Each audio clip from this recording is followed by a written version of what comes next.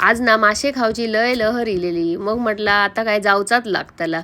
मग गेले मार्केटमध्ये तर बोंबील मिळाले ताजे ताजे, घराकडे घेऊन इले. कल्ले मगा दोन्ही साईडचेच कल्ले काढून टाकले त्याचे आणि व्यवस्थित असे कापून घेतले त्यांका आणि ना उभे चिरले त्यांका असे दोन्ही साईडने बघा. आणि असे ना चिरून त्यांचा पोट पाडून बरोबर असे चिरून पातळ असे करून घेतले.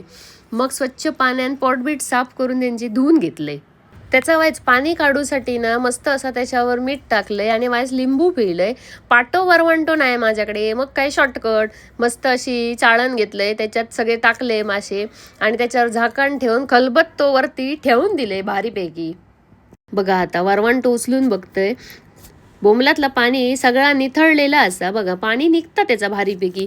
तुम्ही पण ही शॉर्टकट पद्धत वापरून बघा. मॅरिनेशनसाठी 1 चमचो आगोळ, आला लसूण कोथिंबीर मिरचीची पेस्ट टाकलंय, हिरवो मसालो घेतलं हे भगभगीत नाही जास्त, 2 चमचे हिरवो मसालो, थोडीशी हळद टाकलंय, वायचा मीठ टाकतंय आणि त्याच्यानंतर थोडंसं तेल टाकलंय आणि चांगला मिश्रण ना माशांका छान असं चोळून घेतले, व्यवस्थित सगळा रगडून घ्यायचा आणि ना 5 मिनिटं ठेवून देते परत रेस्ट करू.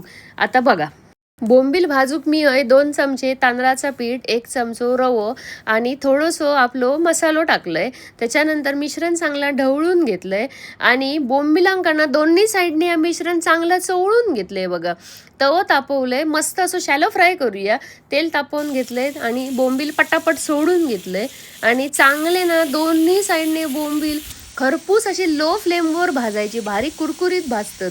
नक्की बघा करून. आणि बघा हे दोन्ही साईडने बोंबील मस्त असे भाजलेले असत. प्लेटमध्ये काढून घेते पटपट पटपट आणि जरा सर्व पण करते. बघा बोंबील कसे भाजले आहेत नक्की कमेंट करून सांगा. रेसिपी आवडली तरी पण सांगा आणि माझा चॅनल फॉलो पण करा. धन्यवाद.